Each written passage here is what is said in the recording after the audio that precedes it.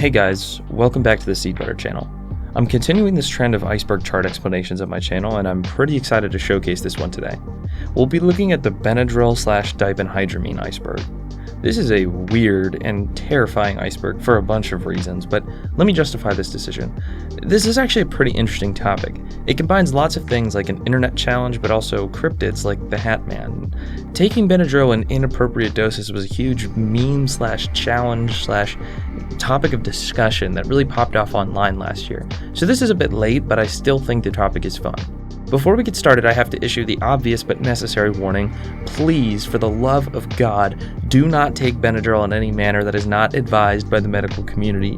Don't abuse drugs of any kind in any way, especially not Benadryl. Literally nothing in this video is medical advice. Alright, so now I've officially cleared myself of any responsibility if you guys end up seeing the Hat Man. Now that that's all settled, let's jump right into this iceberg.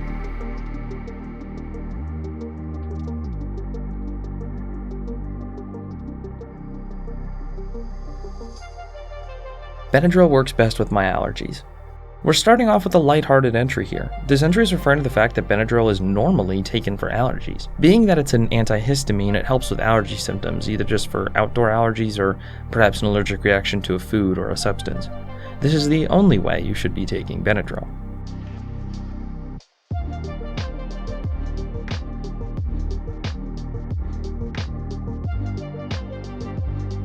Taking it to fall asleep. A common side effect of Benadryl is that it can make you very sleepy. For that reason, plenty of people take it to fall asleep. This isn't the intended use of the drug, and you shouldn't do it, but yeah, I can say from personal experience that Benadryl just knocks me out. I have pretty bad food allergies, so I've been in spots where I've had to take Benadryl in the evenings, and I usually just end up going right to bed. Anyways, let's move on. Diphenhydramine. This is the drug name. Benadryl is just one brand of diphenhydramine that's available.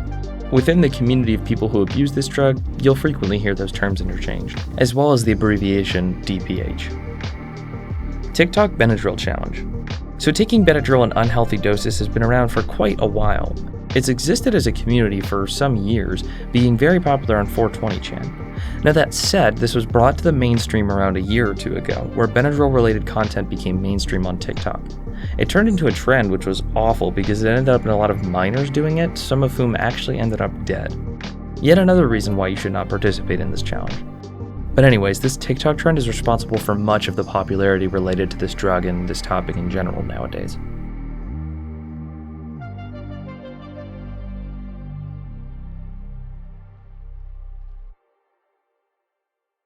This entry, which I'm not gonna say out loud, is an actual thing. Apparently taking a large but not gigantic amount of Benadryl can make certain things feel more pleasurable. You can look into that on your own time though. I am gonna move on. Calling it DPH. DPH is an appropriate shortening of diphenhydramine, which you'll also hear used in the community. I'm not really sure what to highlight with this entry besides the fact that DPH is just another word that we'll use today. Light recreational use.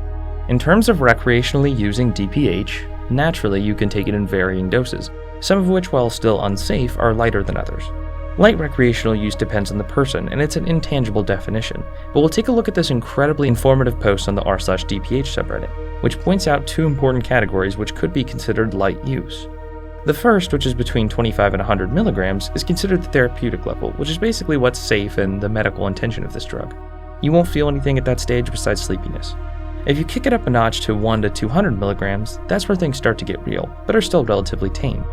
At this stage, dubbed level 1, you'll experience some vasoconstrictive side effects, music might start to feel a little bit better, and your body might feel heavy.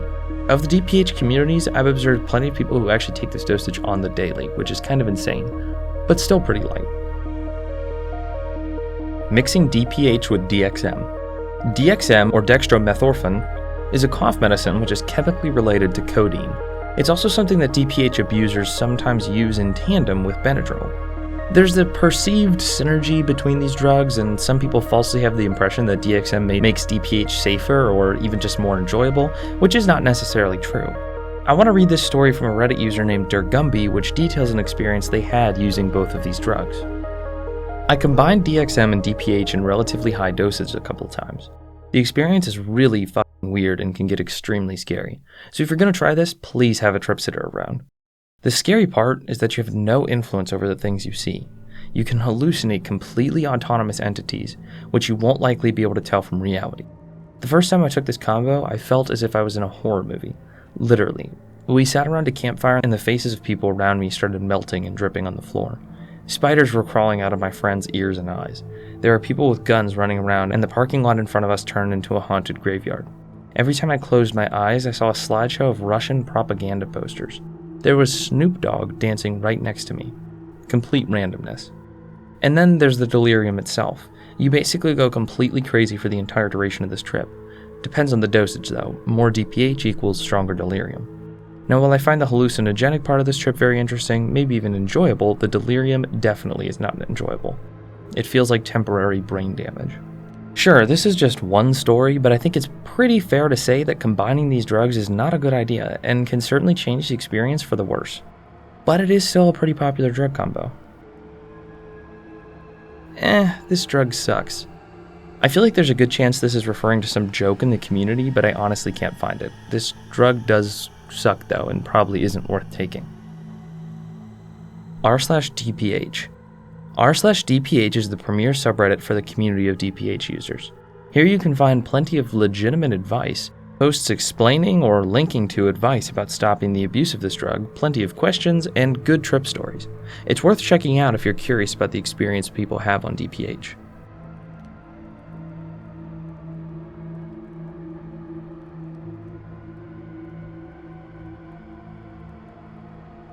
r/DPH Anonymous. DPH Anonymous is a subreddit that describes itself as a community of current, recovering, or recovered addicts for the over-the-counter allergy medicine and sleep aid diphenhydramine. There's some pretty good advice on how to get through the withdrawals and some community for recovering users, which is really nice to see. It's also full of some scary accounts of what's left of people who have taken this drug and become addicted, people who describe brain fog and other mental illnesses being a long-term occurrence in their life. I do highly encourage checking out this community as a resource if you feel like you need it. Average recreational use. I can only assume this refers to the next possible dosage of DPH, which would be the typical trip you've heard of, that being described as level 2. For most people, this is around 2 to 300 milligrams. On the DPH subreddit in a pinned post, level 2 is described like this. You might start seeing slight movement in the corner of your eyes or occasionally see a spider where there is no spider. You'll probably experience auditory hallucinations, like a family member calling your name from the distance, or faint footsteps outside the door. Mentally, your short-term memory is going to start to go to hell, and you won't be able to keep a thought very long. Some people get closed-eye visuals at this level, which for me are usually short, nonsensical, and very abstract visions, which are usually influenced by the music I'm listening to. Psychosis. Psychosis is a broad term for losing contact with reality, typically due to the influence of drugs. Psychosis is certainly a possibility when abusing DPH, and in fact is kind of the reason why people fetishize this experience so much. There's a pretty good breakdown based on survey responses in that same pinned post identifying what people commonly observe in their hallucinations.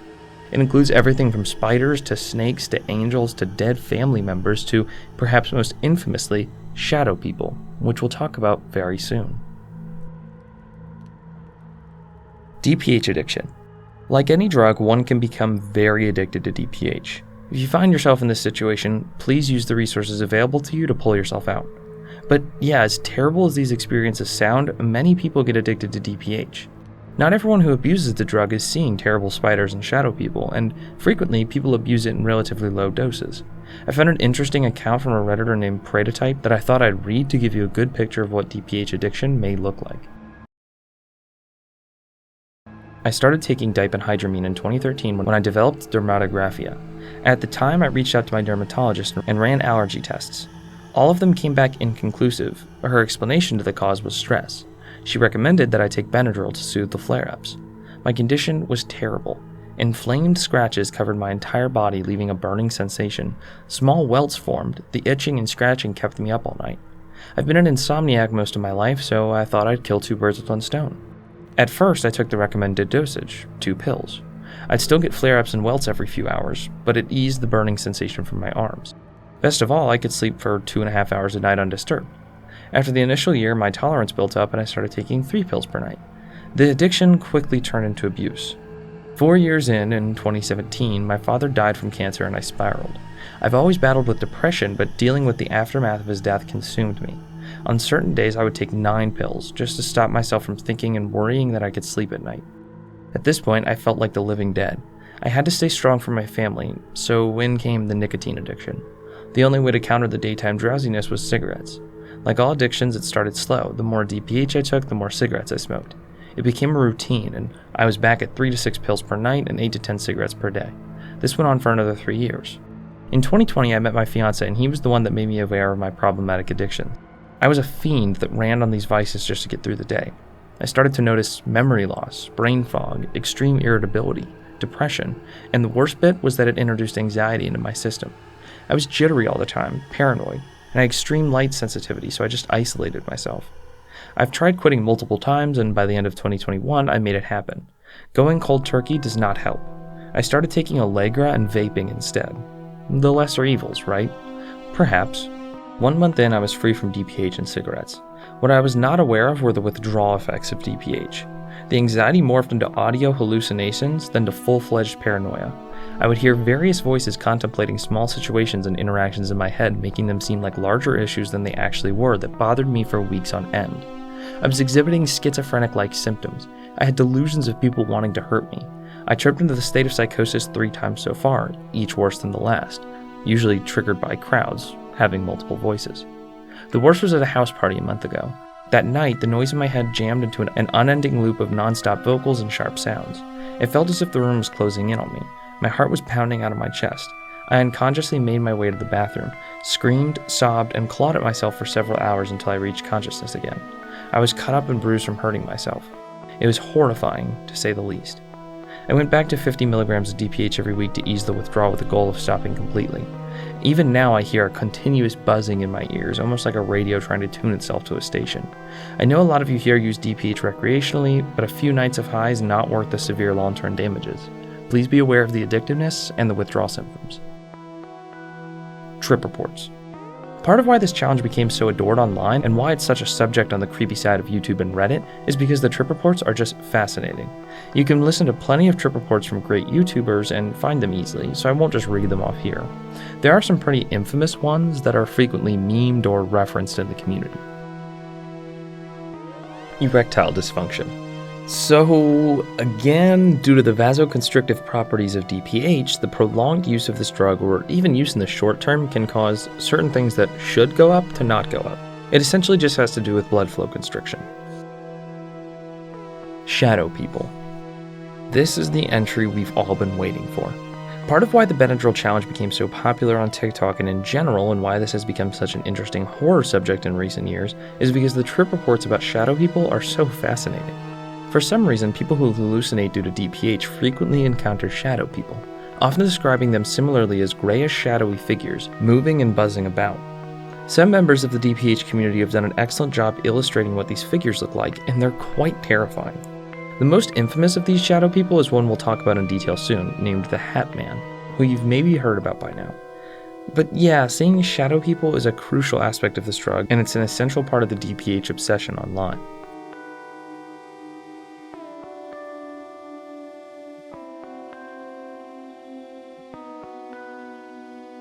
The spiders. Perhaps the second most well-known hallucination you may experience while on DPH is that of spiders. Depending on your dose, it may just be 1 or 2 that are in the corner of your eye or on your arm, or it may be a full-on swarm of them. The spiders are a defining theme of DPH tripping, and according to the breakdown from the subreddit, are very common, appearing in upwards of 75% of trips. Why this is, we can't really say. I like to think of it as just your vision breaking down into small jumbling things, and your brain struggling to figure out what they are just assembles them into a spider because it's something you understand. But I don't really know. Some people report these as being terrifying, and others say that due to their senses generally being dulled throughout the experience, they aren't really scared. Replications. A replication, in general, is an artist's attempt at recreating their drug experience to show others. It doesn't have to be limited to DPH trips specifically, but there are plenty of DPH ones out there. Recently, when the TikTok trend started to blow up, lots of the replications got cringy and kind of blown out of proportion. But there's still some really accurate ones out there, according to users. I've had some of them playing in the background of this video, and I'll keep that up. Heavy recreational use. For this entry, we'll turn back to our subreddit guide and examine level 3, also known as delirium, which is about 500 to 700 milligrams of Benadryl. At this point, you are near guaranteed to experience hallucinations. It's recommended that you have a trip sitter. Prep your area thoroughly and remove anything that could hurt you, and also hide your wallet and keys beforehand. There's also level 4, which is basically included in this category, stretching up to 1200 milligrams. You'll essentially experience the same stuff, just more intensely, and you'll almost certainly experience HPPD, or hallucinogen persisting perception disorder, for at least a few days. When this happens, you won't be high, but you'll still experience periodic hallucinations. The 700 Club. The 700 Club refers to those individuals who have taken 700 milligrams of DPH. There's even a Discord you can join once you prove that you've made it. This is certainly a club you don't want to be in, as it's confined to individuals who have put their minds through hell taking the level 3 or 4 dose of DPH. People in the community wear it like a badge of honor, though. You/tired of people faking too. This is a long and tragic story, which I'll just dive headfirst into. This story is a tragic example of how DPH addiction is real and can take your life, and serves as a warning for those who may want to join the community, and perhaps encouragement for those looking to get out of it. I'm mainly going to draw from a really comprehensive post from you/Given to the Wind, who documented this full process. Most of these posts have been removed or otherwise censored by mods because tired of people faking has garnered some infamy over this whole tragic situation. But this post has most of the text copied, and though we occasionally lose 1 or 2 updates, it's relatively complete. The story begins in 2019, where tired of people faking discovered DPH while using other drugs. He then made a post asking people about their experiences, which I'll read now. I'm curious as to how y'all found out about DPH, and why you started using it recreationally, and how it has affected your life, both negatively and or positively. I know your experiences will be subjective and personal only to you, but I'm still curious. I first found out about DPH on January 20th, 2019, after smoking marijuana with a couple of my friends the previous night. We'd been talking about getting some LSD, shrooms, and other hallucinogens, but I had never tried those drugs and honestly didn't have the money at the time to buy them. So instead, I went searching on Google for cheap and legal substances that I could take as a substitute hallucinogenic. I found a website with like 10 different legal types of substances that I could buy to hallucinate on, but unfortunately, the one that caught my attention the most was DPH. I went further on the internet to research in depth about the long-term and short-term effects of abusing DPH, the physical symptoms of a DPH overdose, various people's experiences on different amounts of DPH, where to buy a large quantity of the cheapest off-brand DPH, and looked at several drug/alcohol interactions with DPH. I did not end up taking DPH until February 15th, 2019. My first trip was on 450 milligrams of DPH, and it was horrible, honestly. I wasn't smart about it at all. I remember taking it with 6 cans of beer around 11 p.m. under some random highway. I remember walking aimlessly around town, kept falling, kept slurring my speech, and ended up asking the local PD to drive me to the ER. It was pretty stupid of me. But anyways, since February 15th, I've probably ingested over 1,000 pills of DPH, and my tolerance has gotten extremely high to where it takes at least 32 pills to even get me a little high. So basically that's a very brief summary of how I got this way. You can ask me questions about my experience here, and I'll answer y'all if you want any more details. Throughout the next few months, this user would continue posting trip reports with insanely high doses, going as far up as 4,500 milligrams. He then made this post. Currently have ingested 4,500 milligrams and will be ingesting 9,000 milligrams tomorrow afternoon. Do you ever just break down and cry? Do you ever realize your life has no purpose and you don't care if you die? Do you ever just want your loved ones to not worry so when they ask you if you're okay, you lie? I've been so angry with the world and myself and people in it. I hate that I'm so mad all the time because I'm usually a very kind, patient, and compassionate person. This uncontrollable rage has been building up inside my mind for the past several days, and it terrifies me thinking about what damage I'm capable of doing. I need everything to stop. I need it all to stop. I can't do this anymore. I'm alone and I don't want to be here.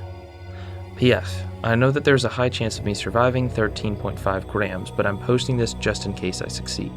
If you are new to this sub and have never tried DPH, I strongly urge you to leave this hell site before you're sucked into the endless black hole of terror, pain, and confusion.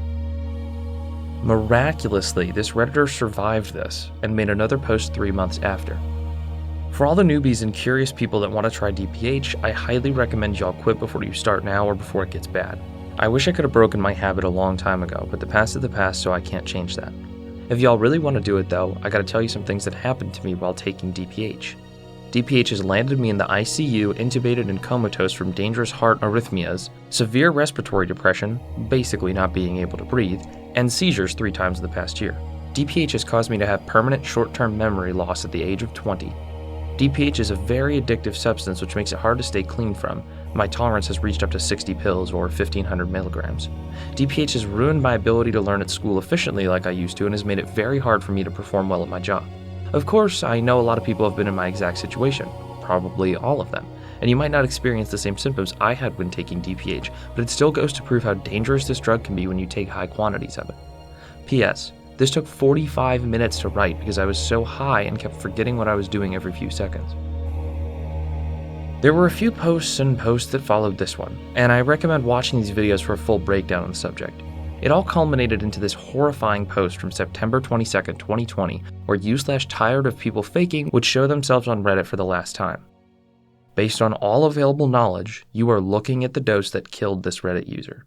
He passed away at the age of 20. Seriously, do not abuse this drug. You can get insanely addicted, and it's just not worth it. r/I love DPH. I don't even know how to begin explaining this one. Everyone who belongs to this subreddit is going to call me a normie, but I don't particularly care because I don't take metric fucking tons of Benadryl for fun. This subreddit is essentially an exclusively positive DPH community, where those who actively use and like the drug can go. It's not a place for people in recovery or for advice. It's full of memes and random stuff and describes itself like so. Adults only. Welcome to the home of you/F.A. Costello, aka the DPH Master, the icon of DPH love worldwide. This is the one and only official DPH lovers secret club. It is super cute and fun. Here you will find DPH Master stuff, dank memes, stupid polls, DPH tips and tricks, DPH fun, love and praise. This sub is strictly moderated to prevent DPH hate and keep minors away. It may be a while until your post is accepted. We do not recommend DPH abuse in any form. Be responsible, okay? Ooh. It's a fun place to explore, I guess, and it's heavily connected to the next entry. F.A. Costello. F.A. Costello is the proprietor of the said I Love DPH subreddit. He posts on there frequently and on other drug-related subreddits, and I'm sure he's just a DPH lover all around. There's probably a ton I'm missing here, but I'm just gonna move on. 4,000 milligram trip. So I'm definitely missing something specific because I found a couple of references to a certain 4,000 milligram trip, like it's one story, but I'm not sure if it's deleted or what, or which story it specifically is. I'm sure it's garnered some infamy, and I've heard that the person who took it received serious brain damage and had kidney failure, so it is a known thing and not just a general idea. Horribly though, this is nowhere close to the maximum that people have taken, but it is absolutely well within the range of causing brain damage and maybe even worse. Stas Constantine. This is another DPH community member who is very well known for making trip recreations, some of which I've been playing and am playing now. I believe though that many of his videos are deleted from YouTube because, unfortunately, like all too many DPH users, Stas Constantine overdosed and died. It's another tragic example of how this drug can absolutely mess you up and reinforces how strangely tight-knit this community is. I was able to find his videos on the Wayback Machine though, and I will admit that his trip replications are pretty curious and interesting.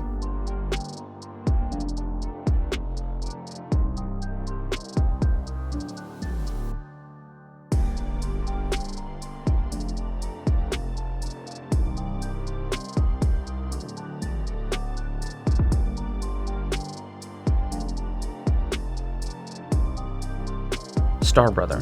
Starbrother is another community member / trip reporter who is pretty well known throughout the community, with his penultimate contribution to the world of DPH being his Hatman story. Now, I believe that Starbrother was the first to actually use the term Hatman in conjunction with this drug, and we'll look into it in the next entry. Hatman. The Hatman is a well-known and adored cryptid online. It's common to hear about seeing the Hatman whilst tripping balls on DPH, and he's basically a culmination of many different stories, I would say. The idea of a shadowy man in a brimmed hat is not new at all, though I believe it was first brought to the spotlight in conjunction with DPH via the Starbrother story I just mentioned. In fact, let's go ahead and read that. To my knowledge, he took existing reports of shadow people and perhaps also his own, and then sort of created this story from the perspective of the Hatman.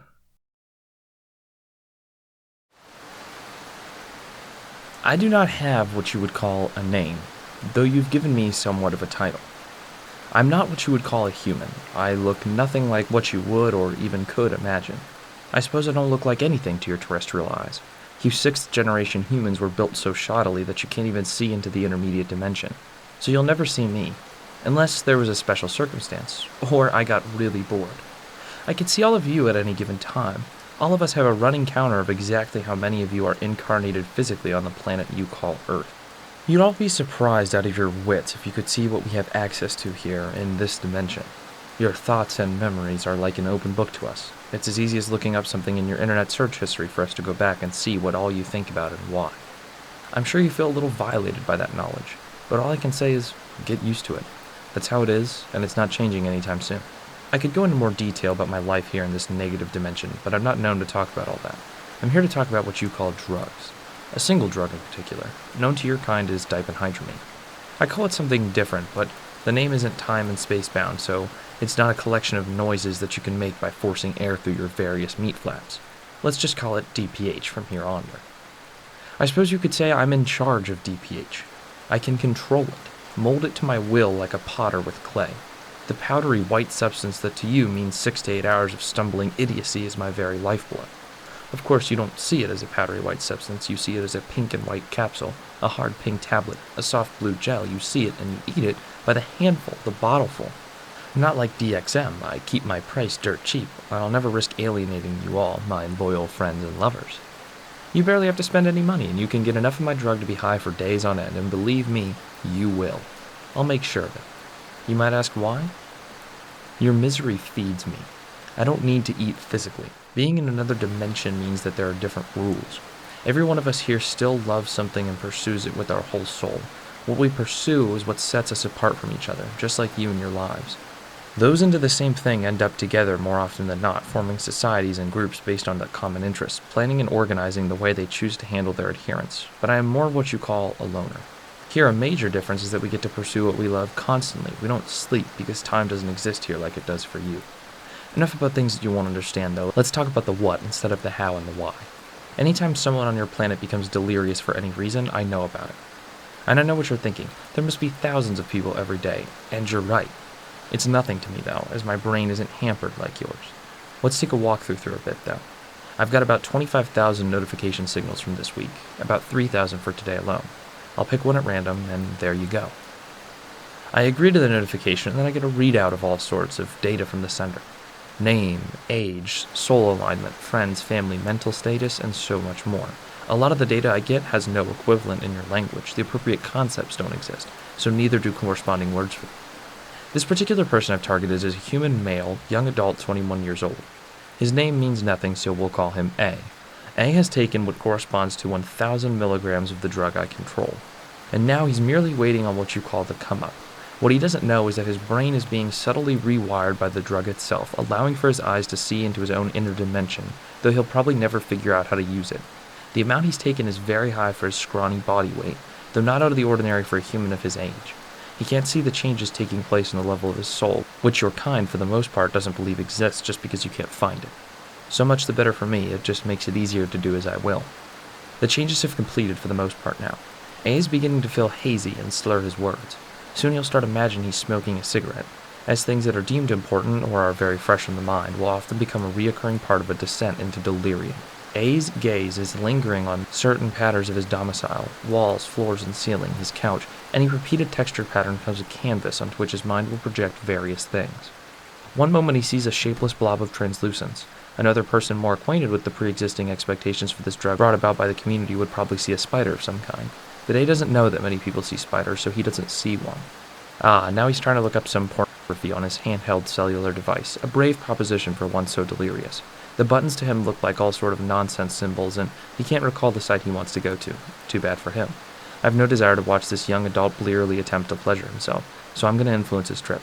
I'm prone to several types of mischief. Every demon has their favorites. Mine are accidents and ruses. Right now, A sees a very odd-looking sight. A ball of light that seems to be creeping along the floor of his home. Just as you'd grab a cat's attention with a laser pointer, I've got A's attention with this, and it comes to rest on his keys. A grabs the ball of light, or at least tries to, but all he ends up taking are his keys. I send him some thoughts about his vehicle, and that's really all it takes. I don't have to do very much at all. You humans are so suggestible when you're delirious. It's like clubbing seal pups. A stumbles out of his apartment, leaving the door unlocked and even slightly ajar as he makes it to his car and gets inside, starting it up flawlessly based only on his muscle memory.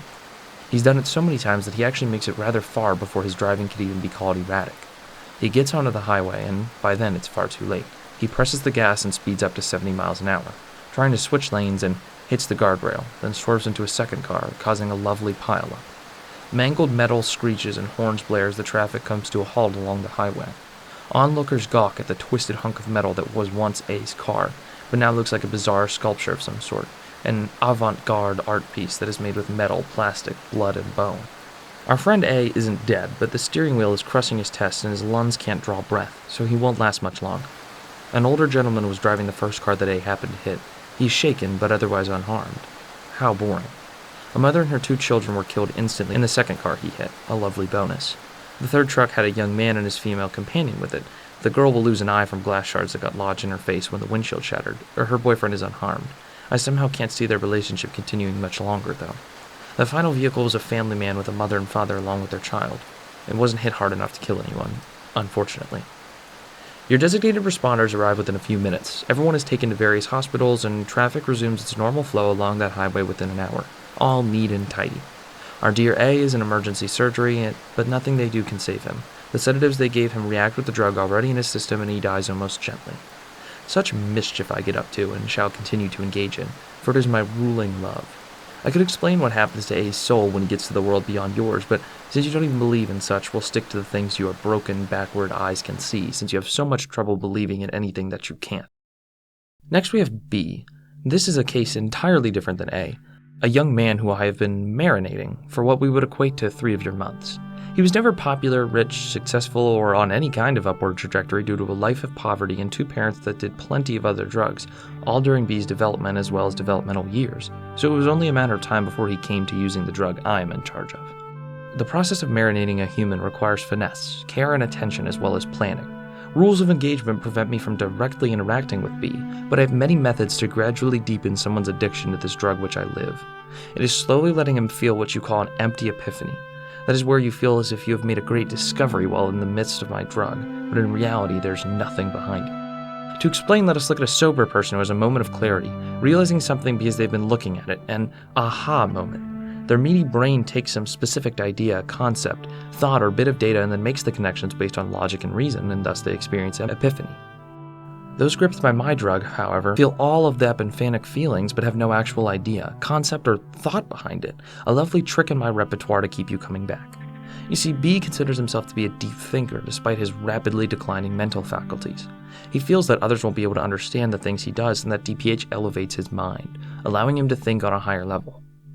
If only you knew the mirth I get from watching what he thinks. Your entire generation of humankind is drenched in ignorance, but his addled mind attaining a sense of greater self-worth to his fragmented and totally nonsensical thoughts is almost cute, like a baby wearing a professor's outfit and speaking on a stage. Our young pseudo-intellectual writes post after post valiantly defending his drug of choice, wielding logical fallacies and ad hominem not especially skillfully, but it matters not.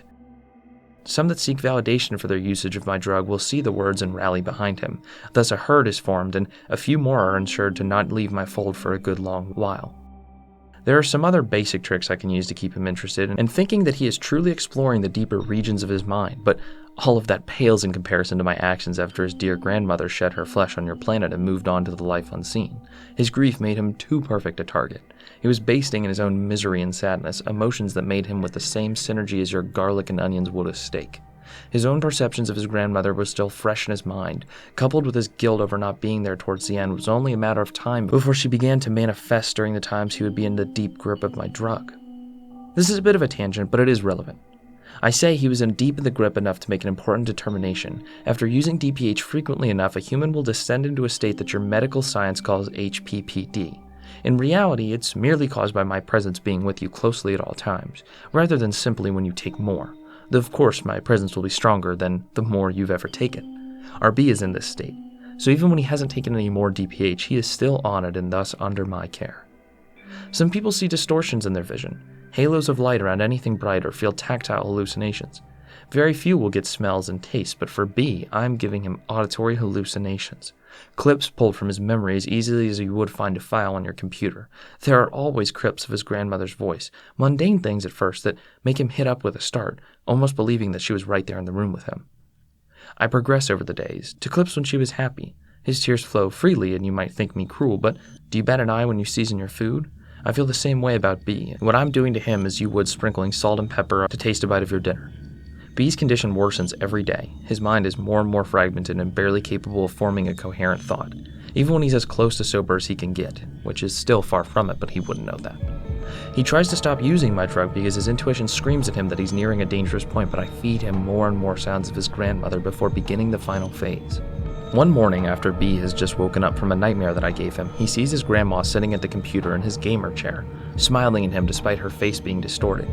B can't believe it and begins weeping immediately, but still attempts to touch her, feeling a physical sense of shock when his hands pass through her body. Racked anew with guilt, he waits for hours until she comes back, this time standing near his bed and calling out to him, "B, I miss you." He can barely keep himself from screaming, and his emotions taste like an orgasm.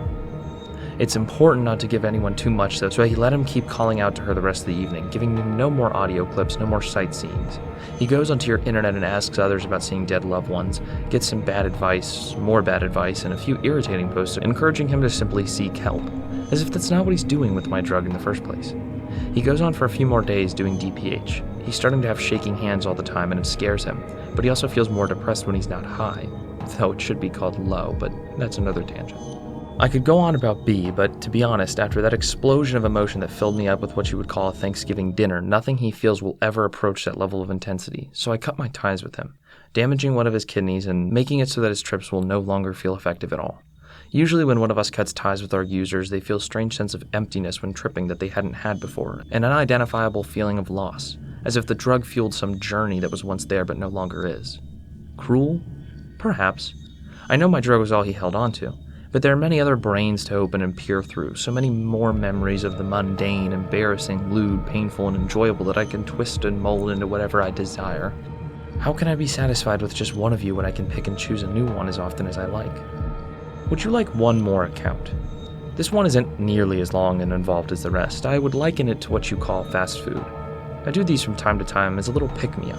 They're not as delicious as a well-prepared meal like B, but they are quick, reliable, and easy to do. We'll keep our tradition and call our final case for today C. Today C is reading about DPH, learning all about it because he plans to take some. But our friend C isn't going to dip his toe in. He wants to be accepted and revered by the community at large. So he plans to join the illustrious 700 Club, an organization for the more adventurous devotees of my drug. What C doesn't know is that he's in the grip of acute renal failure brought on by his party boy lifestyle and the effects of a few substances that I know of but have no dominion over. His kidneys, by your archaic calculations, are at 23.5 at this point, a dangerously low number. C could still recover if he got to a doctor, but he's 22 and in the midst of his body's blossoming young vigor, his mind is nothing short of invincible. As he heads out to buy the pills, I can already see his available futures disappearing. Fewer and fewer are available to him as he determines more and more in his mind to go through with his plan. Now he's gotten the pills and heads back home, making a post online that happily informs everyone that he's joining the 700 Club. If only he knew that this membership comes with a high price. He takes a DPH, then has an energy drink mixed with alcohol, a hilariously foul-tasting concoction that millions upon millions of you swallow like a whale does seawater, but as we in my dimension know well, the less you enjoy a drug, the more you enjoy it. The more you hate it, the more you come back to it. Our dear C has now taken the pills, exactly 700 milligrams worth. He paces around his apartment giddily. He took the next day off work and plans to spend it digesting the amazing experience he's certain he will soon be having. How cute it is to watch him readying his notebook, a bottle of water. He's even hiding his keys. What a conscientious young man. He doesn't want to accidentally harm anyone else. Unfortunately, all his preparation is for naught, as his dosage combined with the drink manages to be the final straw for his kidneys. While C is laying in the dark, staring at the ceiling and seeing cartoons from his youth playing out, his kidneys are valiantly, tragically doing their best to filter out all the waste in his body, but the damage is simply too great.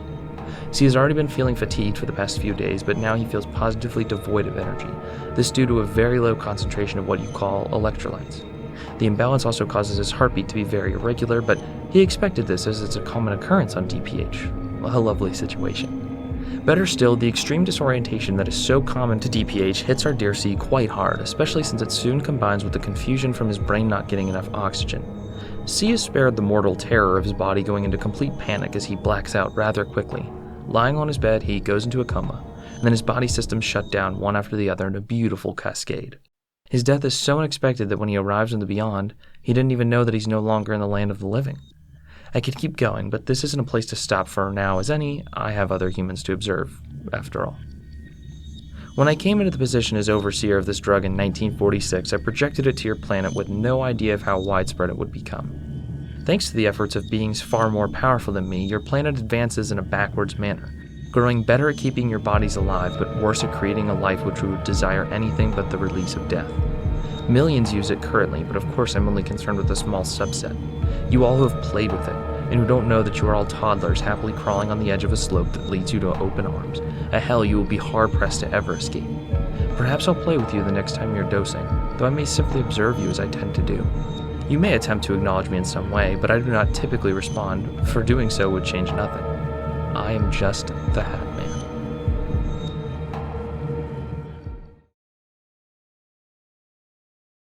r/DPH Lovers Secret Club.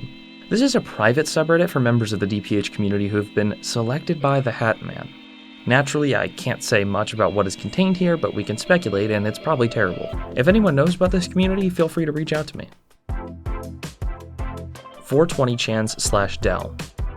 420chan is a now defunct image board website, and the /Del or Deliriant was a page to talk about deliriants, and many classic DPH stories starting in 2005 were posted here. We've actually read some of them, and though many of these quote-unquote DPH figures made their way to Reddit or YouTube, this site was still pretty important for the early DPH community. EIRIEL. EIRIEL is a stupidly and arbitrarily high level of DPH use. For some, it's 1.2 grams or more of DPH, but doesn't have an official definition. You should not shoot for EIRIEL unless you have a death wish. It's more of a name for anything above level 4 than an actual category. This is where the worst trips ever come from and can easily kill you or leave you with permanent injury. People describe this level as a complete disassociation from reality lasting days. The hallucinations become hellish and violent, with the Hat Man being a frequent occurrence. These hallucinations can be so bad that you may actually develop PTSD. People have seizures, forget parts of the experience, and it's nearly suicidal in almost all cases. U/The Hole, who wrote this guide I've been referencing, described a bit of his one and only experience at EIRIEL, saying that he witnessed his entire family crucified in his front yard. Do not, I repeat, do not attempt to reach this level. Cedric Lightbury. Cedric Lightbury was a user of 420chan who had also been known as the Hero/Del, the board we just talked about. He's known for 2 famous trip reports he wrote, in which he also coined the term EIRIEL, as he heard whispers telling him, do not go to EIRIEL. I'm going to go ahead and read both of these trip reports and let you decide for yourself how crazy they are. Downed 1,800 milligrams of DPH a few minutes ago.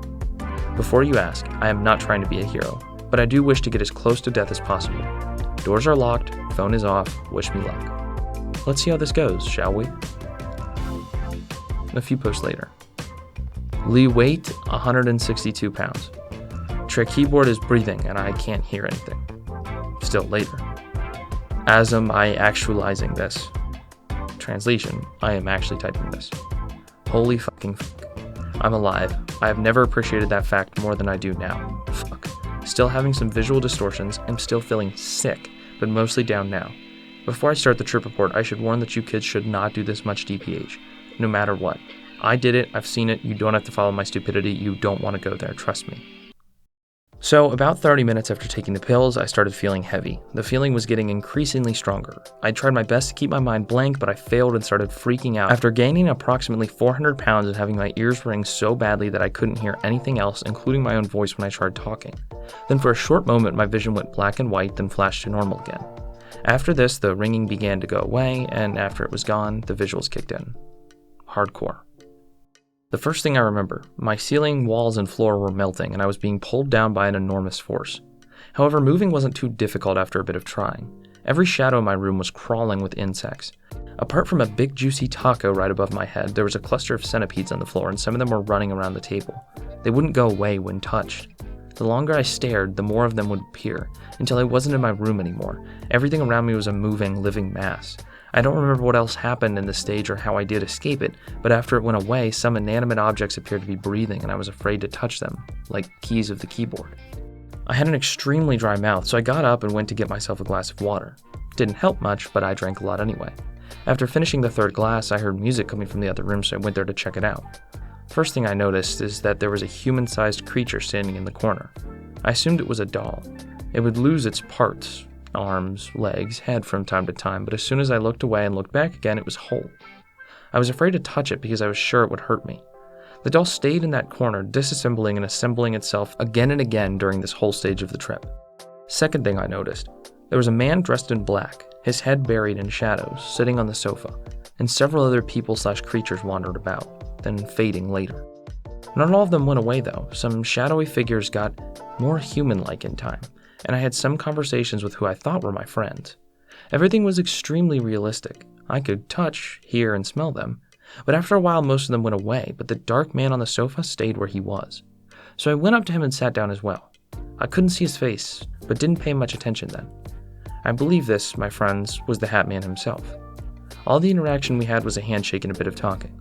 I said hi to him and he said, "Hello, Cedric," back. Then I asked if I was going to die. He was quiet for a while and then said, "Don't go to EIRIEL." After these words, there was a sudden flash of light and I found myself standing in the kitchen with a broken glass on the floor. I went to check the room I was meant to be at. Nothing was there. I felt that the message was important and I had to tell others. So I went back to my room to my computer and tried to post the phrase on the thread, only to find out that I was standing on the other side of the room facing the wall later. Then I would go back to the computer and repeat what I did, but it would always end the same way. I was stuck in a loop. This was extremely terrifying. I think nothing during this trip scared me as much as the thought of being stuck in that loop forever. After this repeated about 6 times, I sent, "I am actually typing this," which surprisingly got through. I was extremely relieved. Then another flash followed, and I would hear people knocking at my door. I would go and let them in. We talked, and then one of the guests turned out to be my father, who was dead. I repeat, everything I saw and heard was extremely realistic, and I took it as reality. I was paralyzed by horror for a moment when I realized I was dead. It was so clear now. I took too much DPH, too much to come back from where it took me. I asked my father if I was dead. He said no. Then I asked how I could be here with him, and he answered, "If you can be, you are not dead." We mostly just sat together, quietly ignoring the others. They were going on their own conversations when a young, dark-haired man came up to me and offered me a cigarette. I took it and smoked it for a bit.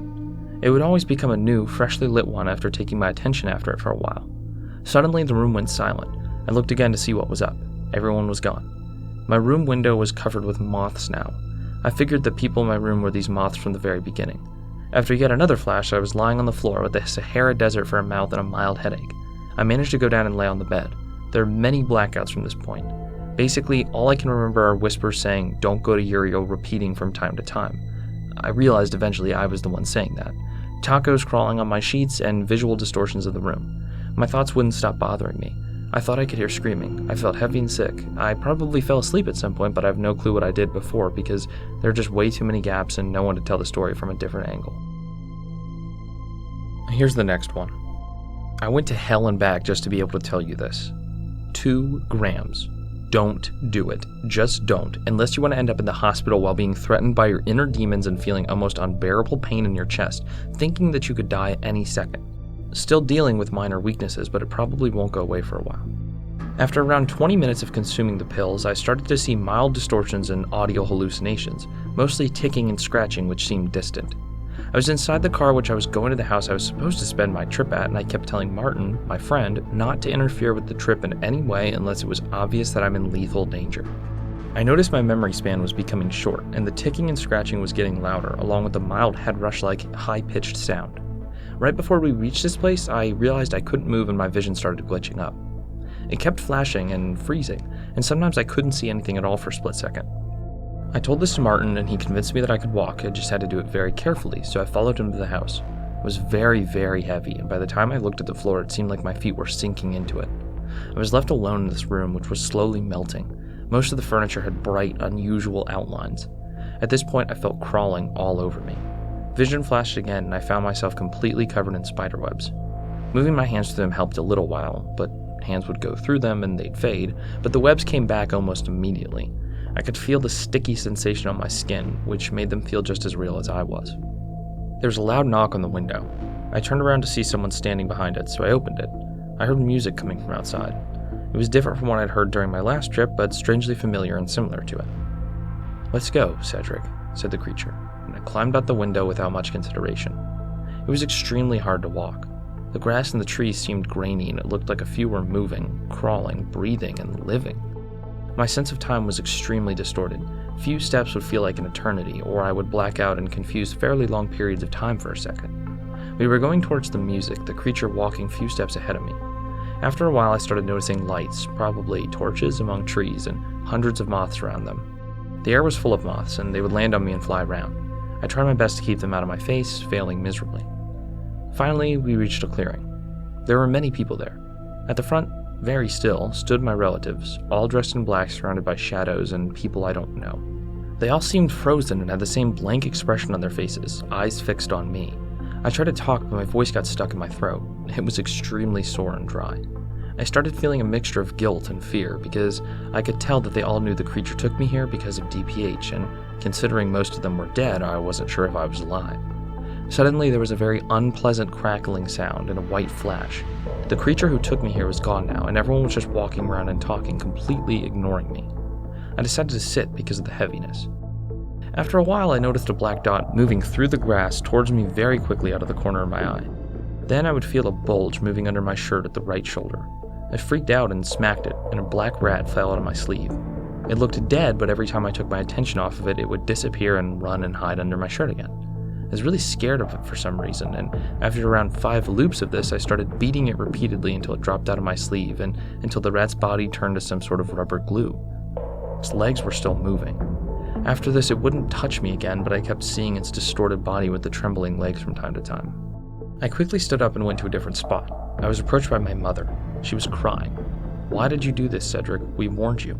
I told her not to worry and that I was going to be fine. Other people froze again, and I could hear voices saying, "We warned you, and what have you done?" even though their lips weren't moving. The longer I looked at them, the more distorted they got, until they had bug eyes and arms reaching the ground. Another flash followed. I was back at the front yard of the house and saw Martin standing beside me. I assumed he shook me. He asked if I was all right and that I've been standing here for ages. He had spiders in his hair. I tried to say yes, but I couldn't because my mouth was painfully dry.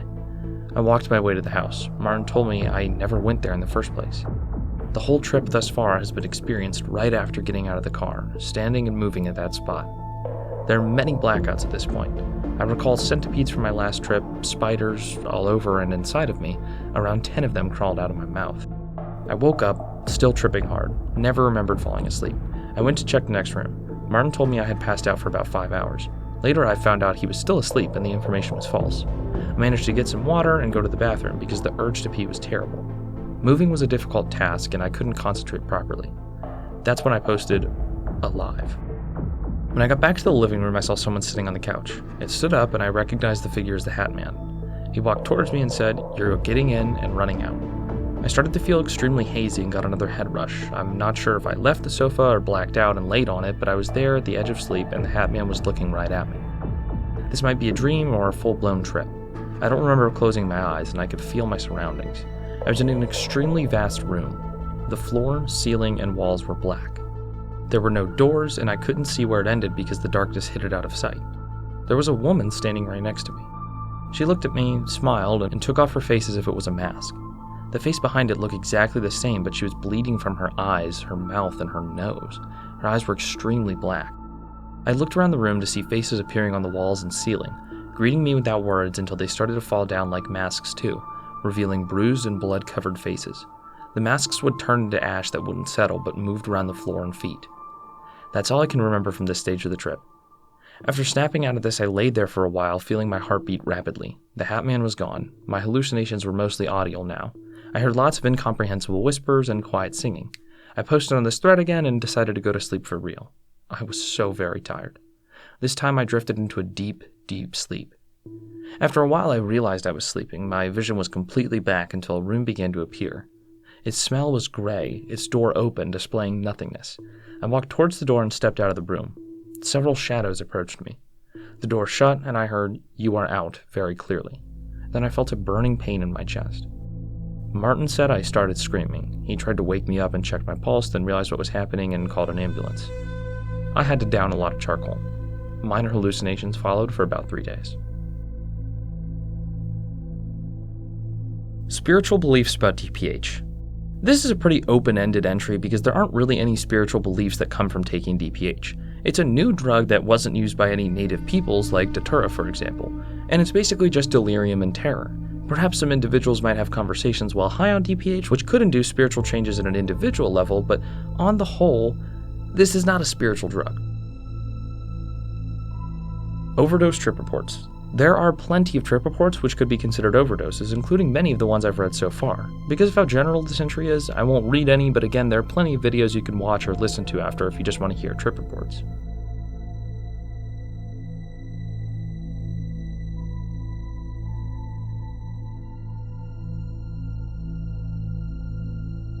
Permanent brain damage. Benadryl overdoses can absolutely leave you with permanent brain damage, and it has plenty of times. There are dozens of horror stories from people literally losing function or sight to having memory issues, cognitive decline, dementia, HPPD, stuttering, and more. The average description of the brain damage seems to be forgetting what one is doing at any given time or losing track of a conversation. It is a very serious condition. Schizophrenia. You can't easily induce schizophrenia, and taking Benadryl will not give you the disorder. With HPPD, you may experience some hallucinations similar to a schizophrenic, but the term isn't really scientific in this context. You may hear people in the DPH community use the term, but it doesn't refer to anything medical with regards to abusing this drug, although I suppose it could awake something which was already in your brain laying dormant. Permatrip. Permatrip is the idea that taking a drug will leave you in a permanent state of tripping.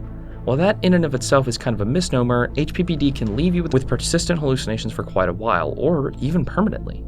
If you haven't been scared yet, that should be another reason why you should not take crazy doses of this drug. Dementia. This kind of refers to two separate things. The first is that the typical, quote-unquote safe and clinically approved use of Benadryl may be a factor that increases dementia formation in some people, and this is a developing idea. The next is that the brain damage one receives from abusing DPH is very similar to real dementia. There haven't been a ton of clinical studies on abusing DPH, but it is something that a lot of people talk about in the DPH community. You basically get dementia if you abuse this drug. It really is like pouring bleach into your brain. It's just not it.